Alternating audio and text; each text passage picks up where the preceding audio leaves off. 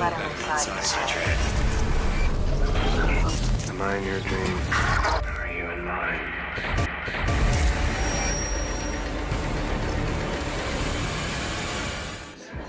So can you tell us a little bit about your character?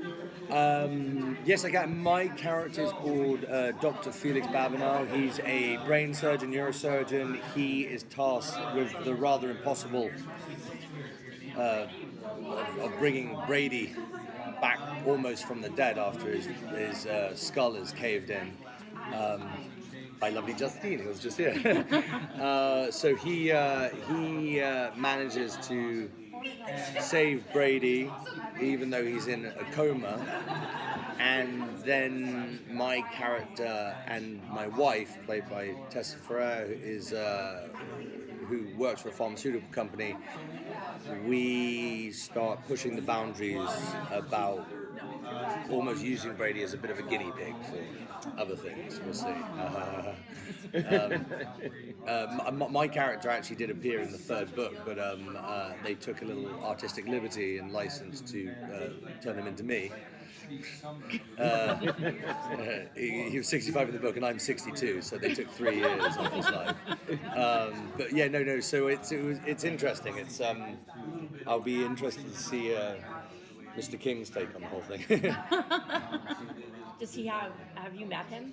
I haven't. I wasn't lucky enough to meet him. I know he was in the first season.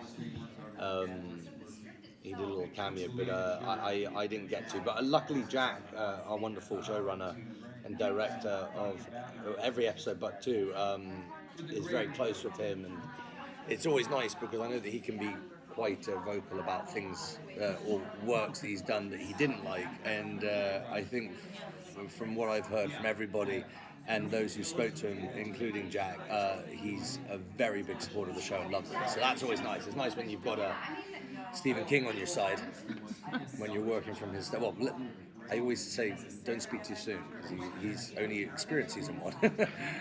So you started alluding to what you and your wife do for Brady. Now, who do you think, and I don't want to give too many spoilers out, I watched the first 2 episodes, who, in your relationship with your wife, and character-wise, Yeah. who's the more influential? Because it seems like there's a little bit of a give and take on that. Yeah, no, she's kind of, we had to pull back a little bit because she was coming off a little Lady Macbeth. She was like, it was interesting because I think through all of his ambition, through all of his ideas of where he wants to be and where he wants to end up and how he wants to get out of Bridgeton, how he wants to sort of, his belief in himself as a doctor and as a neurosurgeon, I think he's less inclined to do something unethical without the rather forcefulness of his wife, who sort of in a sense sort of like eggs him on to let's do some groundbreaking stuff. Like no one ever was brilliant unless they did something brilliant. So if you want to be brilliant, do something brilliant. Like Macbeth. Yeah, like Macbeth, exactly. I mean, it is. By the way, like I'm saying, that's the thing. I think we were sometimes working a little bit towards taking a little bit of the edge off or the archness to the relationship and trying to sort of find it. It's like because it can get a little much. But I think it's that there was a real reality to that relationship. Is that they sort of pushed each other, like helped each other. Their success wasn't just their own success; it was something they did together, and they worked together sort of brilliantly, beautifully. Maybe at the detriment of, as the show goes on, you'll see. But it's interesting. So where does your relationship lie with Hodges? Well, it's great for my character because I think he would only know what he's read in the paper and seen on the news about Brady. So he's coming into it. He had no relationship with any of these guys before. So all of the characters from the first season, my interactions with them were very much naturally a part of as my character and the show goes along and progresses, being his doctor, and then how it starts. So it was interesting. It didn't feel like it was quite a nice way to enter the season with zero baggage. You know what I mean? Could be something quite new and relative, something that I was sort of make on my own, which is cool. So, but me and Hodges, yeah, we get into it. I would think so. Yeah. Did you read the book or the third one, or you prefer to stay No, close to the script? it's an interesting question. I read the first book, and then Jack and me had a bit of a discussion about it because they did take that sort of wonderful artistic license to turn season 2, which was season 1 was maybe more faithful to the first book, whereas season 2 kind of interweaves 2 and 3, as well as going off on their own sort of tangents and courses in their own right. So I don't know whether that would have helped, especially as, like I said, the character's like he's a completely different person in the book. So I wouldn't be so influenced by that. I felt like it kind of needed to sort of be a bit cleaner. So I'll probably read it later. I'll probably read it in the future. And then be like, what did I do? Oh God. But yeah, there's certain films and certain things I've done where sometimes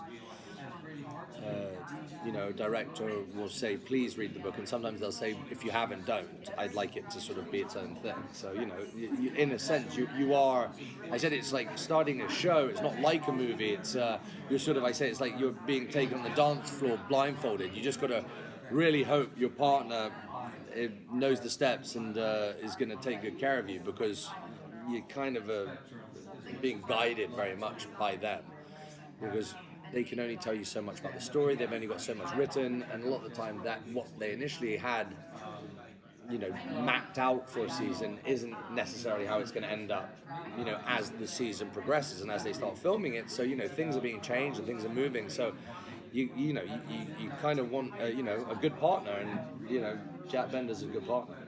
Did that happen to you in your character in Boardwalk Empire? Man, Boardwalk Empire, shit, you wouldn't know a thing that was going on. That's what I mean. You got a great dance partner with Terry Winter, though. Marty Scorsese and all the rest of it. The same here. You got David E. Kelley. You got Jack Bender. You got Dennis Lane. It's good people. Yeah, Boardwalk. You'd only know your part. You wouldn't even know the whole script. So at least this, I got to see the scripts as they came out. So what did you do to prepare for your own take on this character? I mean, it's interesting, as a neurosurgeon, there's certain things you have to... There's a lot of medical jargon that I wouldn't necessarily have known if I hadn't at least done some research on it, but it's very interesting. How much can you do? It's so interesting. Because also I didn't know where it was going or what was going on. So, when a script comes out, the main thing I would have to do was say, I have no idea what I'm saying, so I'd have to look up individual words or things like that, things that that you're coming out with, because and it does show in how much it influences you to know. The confidence is a very interesting one on a character like Felix. So you can't just say it; you have to have confidence about what you say. So that means becoming very familiar with what you're saying, and. I didn't. As much as I love the show, I didn't want to go make Grey's Anatomy. I wanted to. Someday I didn't want to go around and have a different patient each time, whatever is going on. I was, it was kind of.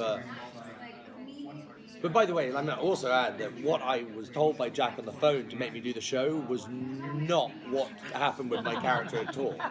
So even I was, if that's what he said, it was completely different. What did he tell you? I won't even tell you that, because it was, maybe it sort of went in other areas or things like that. But it was very funny, because it was like, what initially what I was expecting from my character didn't turn out to be the direction my character went at all. Like I said, it's so interesting about different seasons that's influenced, Like, as you watch one episode to the next, things get influenced, and you're like, oh, that might work, that won't work in this one. Thank you so much. Thanks, guys. What a pleasure. Nice to see you all. It's like he's in here. I can't get that. Don't let him inside. Am I in your dream?